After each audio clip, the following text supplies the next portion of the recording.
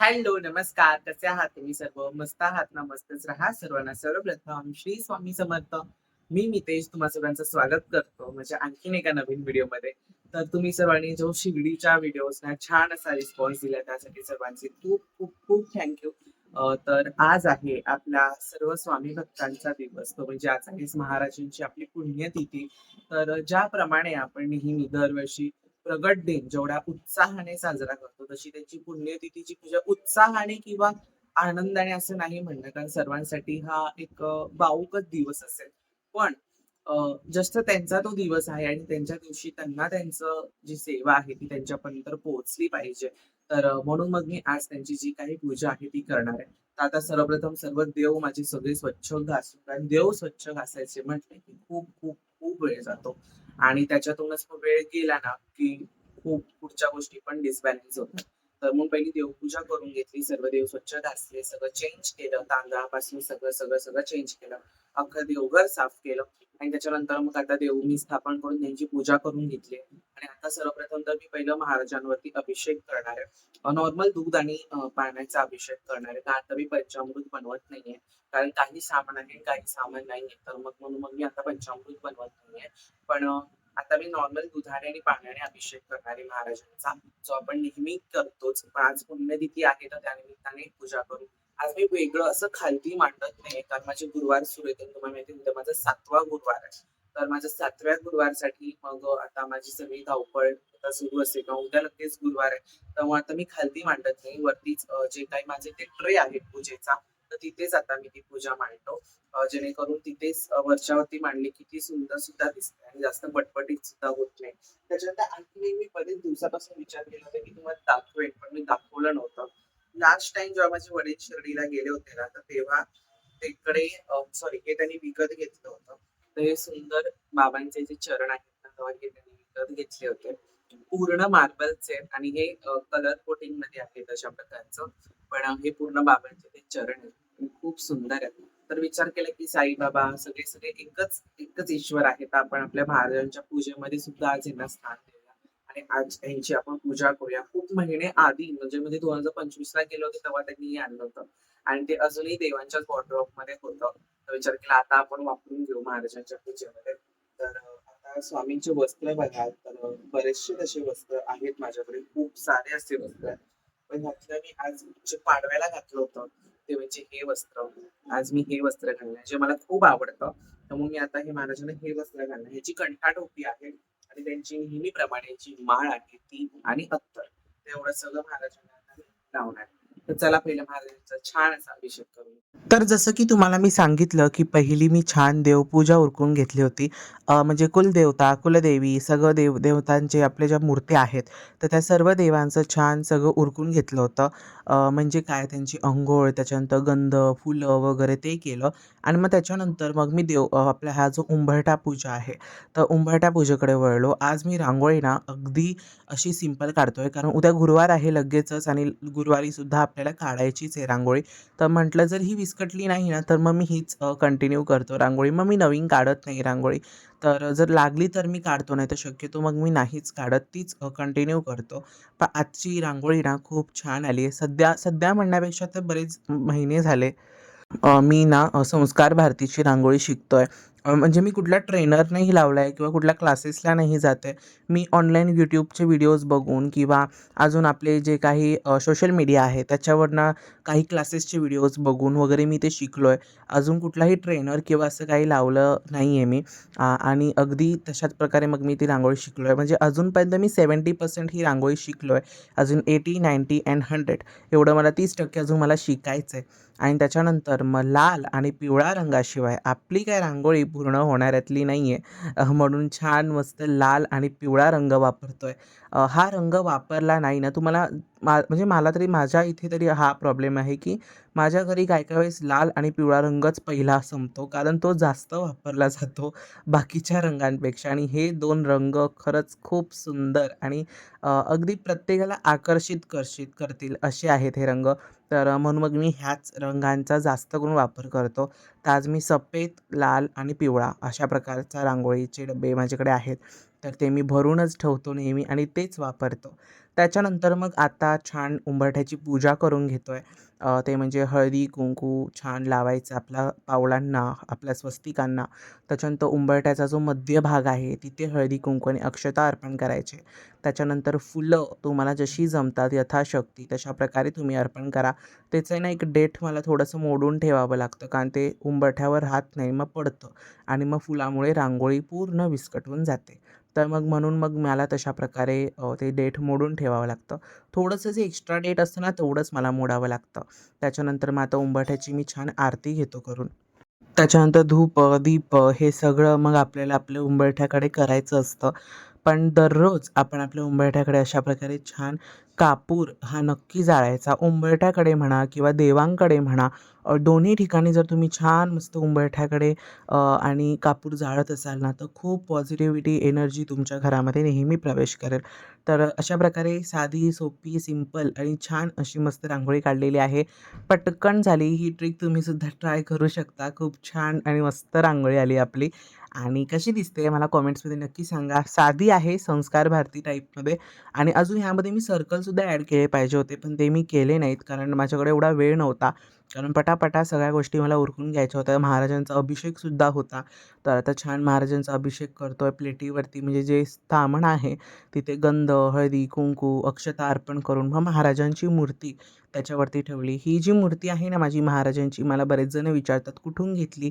तर ही मूर्ती तुम्हाला लालबागला जे आता मी तिकडनं घेतली नव्हती, पण सेम एक्झॅक्ट मूर्ती किंवा ह्याच्यापेक्षाही सुंदर अशा तुम्हाला मूर्त्या जर हव्या असतील, तर तुम्हाला लालबागला जे गुरुकृपा धार्मिक स्टोअर आहे गणेश गल्लीमध्ये, तर तुम्ही तिकडनं घेऊ शकता. तुम्ही माझी गणपती बाप्पाची जी मूर्ती आहे, आता ही देवघरातली नाही, पण ह्याच्या आधीच्या जी खालच्या मांडणीसाठी मी खास करून त्या मूर्त्या वापरतो. तर ती मूर्ती मी तिकडनं घेतली होती. अगदी ₹270 ला ती मी मूर्ती घेतली होती. काय कोरीव काम आहे त्या मूर्तीवरती. सिरियसली जर ती मूर्ती आता इथे असेल त्याचा फोटो मी तुम्हाला देतो इथे. तुम्ही ते बघून घ्या. खूप, खूप, खूप सुंदर ती मूर्ती आहे आणि त्या मूर्तीची क्वालिटीसुद्धा खूप छान आहे. अगदी हलकी आहे, जास्त अशी जड नाही आहे. आता इथे ना मी अभिषेक करून घेतोय महाराजांवरती. तर पंचामृताचं माझ्याकडे सामान अर्धच होतं. म्हटलं अर्धं घेऊन काय उपयोग नाही. मग आपण फक्त दुधाने छान अभिषेक करू महाराजांचा आणि पुष्प म्हणजे फुलांनी अभिषेक करू. तर त्याच्याने मग मी पुष्पांचा म्हणजे फुलांचा अभिषेक केला. पाण्याचा अभिषेक केला, त्याच्यानंतर दुधाचा अभिषेक केला. ह्याच्यानंतर तुम्ही चंदनाचा सुद्धा अभिषेक करू शकता. पण कसं वेळेअभावी आपल्याला सर्व गोष्टी पटापटा करायच्या असतात. पटकन आपल्या सेवा झाल्या पाहिजेत. अमुक-अमुक वेळेच्या आतमध्ये आपल्या सर्व सेवा पूर्ण झाल्या पाहिजेत. तर इथे माझा सध्या प्रॉब्लेम काय होतो माहिती आहे, माझं देवघर हे वरती आहे. म्हणजे अ, जमिनीशी संलग्न नाही आहे. ते वरती आहे. असं आपण अडकवतो ना, तशा प्रकारे ते अडकवलं आहे. आणि त्याच्यानंतर मग त्याच्याखालती एक मी अशी फळी लावून घेतली जेणेकरून ते लटकवल्यासारखं होणार नाही. आणि म्हणून वरती असल्यामुळे ह्याच्यापुढे हा जो ट्रे आहे, तर छोट्या-मोठ्या ज्या पूजा असतात ना, त्या मग मी इथे मांडतो ह्या ट्रेवरती. तर त्या खूप इझी पडतात. म्हणजे कुंकुमार्चन म्हणा किंवा धनलक्ष्मी कुंचनची सेवा असेल ती म्हणा.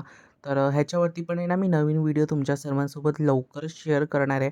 आपल्या धनलक्ष्मी कुंचनबद्दल जे काही सेवेचे व्हिडिओ आहेत ना, ते मी लवकर तुमच्या सर्वांसोबत शेअर करणार आहे. तर महाराजांचा आता अभिषेक झाला आहे आणि आता महाराजांचं हे जे सिंहासन आहे ना, माझ्याकडे आणखीन एक सिंहासन आहे, पण ते मी श्रीकृष्णासाठी वापरतो जास्त करून. पण हे सिंहासन माझ्या महाराजांना एक्झॅक्ट परफेक्ट बसतं. अगदी त्यांच्यासाठी ते तयार झालेलं आहे सिंहासन. इतकं सुंदर दिसतं. पण आता आहे ना बरेचसे मार्केटमध्ये आलेत सिंहासन, तुम्ही ते पण यूज करू शकता. असं नाही की एकच सिंहासन यूज करायचं. तर मला हे सिंहासन खूप आवडतं म्हणून मी हेच सिंहासन वापरतो. त्याच्यानंतर आता फुलाला मी सुंदर असं मस्त आपलं स्वामी महाराजांचं आवडतं ते म्हणजे हिना अत्तर मी लावलं आहे फुलाला आणि त्या फुलाने लावलं आहे. मला एक कमेंट आली होती मागच्या वेळेस, की "दादा डायरेक्ट बाटली महाराजांच्या अंगावरती फिरवू नकोस शरीरावरती. तसं अत्तर नाही लावायचं महाराजांना. महाराजांना नेहमी छान फुलावरती ते अत्तर रगडायचं आणि त्याच्यानंतरच ते फुलाने आपल्या महाराजांना अत्तर लावायचं आहे." तर तुमच्यामुळे सुद्धा मला खूप छान-छान अशी मस्त-मस्त माहिती मिळत असते. तर आता मी महाराजांना छान ते आपलं जे आहे ना अत्तर, तर ते मी छान लावून घेतलं आहे. त्याच्यानंतर मग आता महाराजांना मी गंध लावतो आहे. तर गंध काय करायचं ना पूर्ण आपण हाताने लावायला गेलो ना, तर पूर्ण त्यांचा चेहरा भरून जातो. मस्तकाला लावायचं म्हटलं, मग ते डोळ्यांना वगैरे लागतं. मग ते मला अजिबात आवडत नाही. मग काडीपेटीच्या सहाय्याने जी काडी आहे, तर त्याच्याने मग मी ते लावतो. तर त्याच्याने पण खूप छान दिसतं. शेवटी आपला हात आपण त्यावरती वापरतोच आहे. त्याच्यानंतर जसं आपण आपल्या अंगाला छान मस्त परफ्यूम लावतो आपल्या कपड्यांवरती, तसं म्हटलं महाराजांना हिना अत्तर आवडतं, मग आपण त्यांच्याही कपड्यांना ते हिना अत्तर लावूया. मी काल सगळे स्वामी महाराजांचे कपडे म्हणा, देवपूजेचे कपडे म्हणा, म्हणजे जे काही वस्त्र आहेत ते सगळीच्या सगळी स्वच्छ धुवून काढली.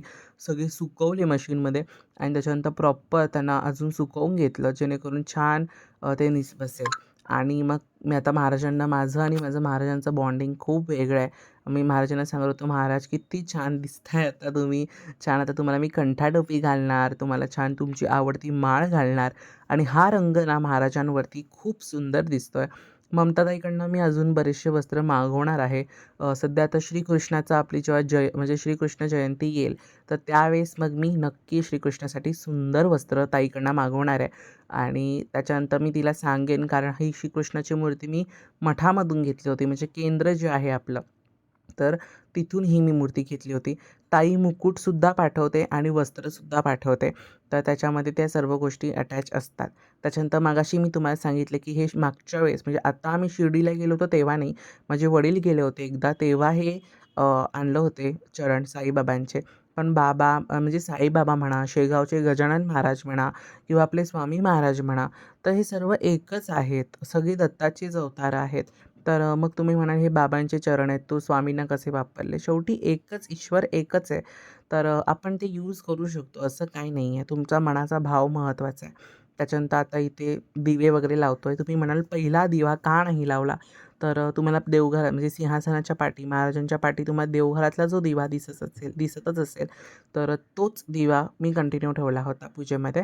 जेणेकरून मला एक्स्ट्राची सगळी दिवे लावत बसायची गरज नाही. कारण बघा जागा छोटी आहे आणि जागा छोटी असल्यामुळे ना हाताला पटकन काय काय चटका लागू शकतो आणि किंवा काहीही होऊ शकतं पटकन, म्हणून मी दिवे लावले नाही. पहिलं आता महाराजांना छान फुलं अर्पण करतो. चाफ्याची फुलंसुद्धा मिळालेली आहेत. मनविता संध्याकाळी म्हणजे 4च्या 4:15च्या आसपास घेऊन आली आणि ही पूजा मी सकाळीच करून घेतली होती. म्हणून थोडासा उशीर झाला चाफ्याची फुलं अर्पण करण्यासाठी. तर पहिला महाराजांना मी एकच फुलं अर्पण केलं होतं, पण महाराजांना असं छान सजवायचं आहे, मला छान तयार करायचं आहे. मी ना ममताताईला जसे आपली मेघाताई त्यांच्या मोठे जे स्वामी आहेत त्यांचे म्हणजे मेघाताईचे जे मोठे साईजचे स्वामी आहेत 12 इंचाचे, जे ती वेगळी ठेवते सिंहासनावरती, देवघरातले नाही. त्यांना बघा मेघाताई सुंदर असं मस्त धोतर घालते. मी ममताताईला तशा प्रकारे सांगितलं की माझ्या स्वामींना पण म्हणजे ही जी माझी मूर्ती आहे ना, तिच्याकडे तशी 3 इंचाच्या पुढे धोतराचे व्हरायटी सुरू आहेत. पण माझी ही मूर्ती 2.5 इंचाची आहे. तर मी ताईला सांगितलं आहे की माझ्यासाठी पण असं सुंदर धोतर वगैरे बघ. म्हणजे माझ्यासाठी नाही, माझ्या महाराजांसाठी सुंदर असं धोतर वगैरे बघ. आणि ती मला बोलली की "मी हा नक्की बनवेन. जेव्हा मला वेळ मिळेल ना, तेव्हा मी नक्की बनवून पाठवेन." त्याच्यानंतर मग आता महाराजांची छान अशी मस्त आरती करून घेतोय. इतके सुंदर दिसत होते ना स्वामी महाराज, की मी काय सांगू. जसे प्रगट दिनाला दिसत होते ना, अगदी तसे, अगदी गोंडस छान असे मस्त दिसतात. स्वामींना हा रंग ना खूप छान दिसतो माझ्या महाराजांना. त्यांच्यावरती हा रंग अगदी असा हुबेहूब उठून दिसतो आणि स्वामी महाराज खरंच खूप गोड दिसतात.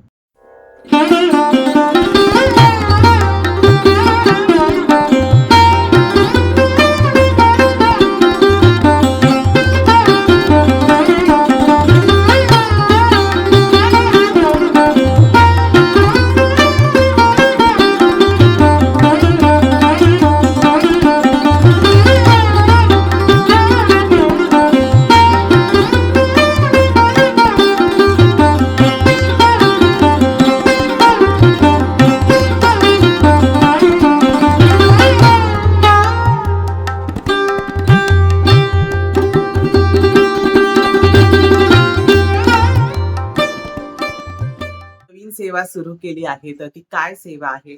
तर ही वही बघून तुम्हाला सोनं तर नक्कीच समजलं असेल की काय नवीन सेवा आहे.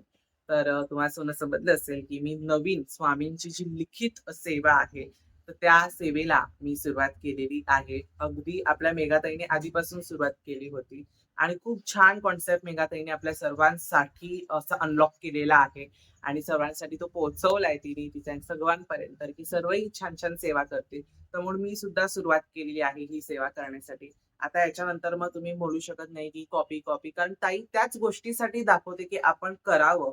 त्याच्यासाठी ती एवढ्या सर्व सेवा दाखवते, एवढ्या सर्व पूजा दाखवते की तिचं बघून आपण करावं. छान-छान तिच्याकडनं काहीतरी गोष्टी शिकाव्या. छान आपल्यापर्यंत चांगली गोष्ट पोहोचते. त्याच्यासाठी ती एवढ्या सर्व गोष्टी आपल्यापर्यंत पोहोचवत असते. तर म्हणून ही सेवा तिने आपल्यापर्यंत पोहोचवली आहे, तर आपण ती केलीच पाहिजे. तुमच्यावरती आहे, तुम्ही करा, नका करू. पण जेवढं तुम्हाला सेवा करता येईल तेवढं करा. तर मी तर शक्यतो सांगेन, की जे लोकं स्टुडंट्स आहेत, तर त्यांनी ह्या सेवेला पण जास्त महत्त्व द्यावं. जप जर तुम्हाला करता आला नाही, महाजप करता आली नाही, तर तुम्ही ह्या सेवेला जास्त छान महत्त्व देऊ शकता. तुम्ही कुठेही ट्रेनमध्ये वगैरे असाल, तर तुम्ही इझिली लिहू शकता. तर आता सध्या मी तुम्हाला दाखवतो, की करंटमध्ये माझे किती पानं झालेत. तर सध्या मी दररोज लिहितोय. तर 9 तारखेपासून माझा गुरुवार होता 6वा. तर तेव्हापासूनच मी सुरुवात केली होती. गुरुवारपासूनच मी माझ्या नामस्मरणाला सुरुवात केली. तर बघा हे अशा प्रकारे काहीसं मी लिहितो आणि श्री स्वामी समर्थच मंत्र लिहितो. तर अल्मोस्ट आता माझी वही भरत नाही आहे. आताशी सुरुवात केली आहे. पण जेवढं जमेल तेवढं लिहिलेलं आहे महाराजांचं नामस्मरण. आज 15 तारीख आहे. तर आता मी अशा प्रकारे ना आखून ठेवलंय. जेणेकरून काय होईल, की माझी अडचण होणार नाही आणि मला पटकन इन्स्टंटली लिहिता येईल. आणि श्री स्वामी समर्थ 14 तारखेपर्यंत म्हणजे काल आपली 14 तारीख होती. तर काल मी सगळं लिहिलंय. कालचं नामस्मरण लिहून घेतलंय आणि आज 15 तारीख आहे. तर आजचं 15 तारखेचं नामस्मरण मी इथे लिहिणार आहे. ओके. तर अशा प्रकारची ही मी वही केली. त्याच्यानंतर आता खूप जणांचे प्रश्न असतील, की ही वही पूर्ण झाल्यावरती आपण काय करायचं? तर ही वही तुम्ही पाण्यामध्ये सोडून देऊ शकता, म्हणजे विसर्जित करू शकता. त्याचा लगदा होणार आहे. पूर्ण काही असं पर्यावरणाला काही त्रास होणार नाही. याचा लगदाच होणार आहे. पाण्यामध्ये लगदाच होतो त्याचा. त्याच्यानंतर ही तुम्ही वही मठामध्ये देऊ शकता. मठामध्ये स्वामींच्या चरणाशी लावून तुम्ही तिथेच ती ठेवू शकता. नंतर मग मठामध्ये जी काही सेवा असेल, काय असेल, तर मग ते त्यांचं विघटन किंवा काय असेल, तर ते मठामध्ये केलं जाईल. तर तुम्ही मठामध्ये सुद्धा देऊ शकता. हे 2 पर्याय तुमच्याकडे आहेत. हे तुम्ही करू शकता. तर असा होता आजचा आपला व्हिडिओ. तर अगदी नेहमीप्रमाणे तुम्हाला सर्वांना आजचा व्हिडिओ आवडला असेल, तर व्हिडिओला लाईक करा, शेअर करा आणि सगळ्यात महत्त्वाचं सबस्क्राईब करा. पुन्हा भेटूयात अशा उद्याच्या एका नवीन व्हिडिओमध्ये. तोपर्यंत सर्वांना बाय आणि सर्वांना श्री स्वामी समर्थ.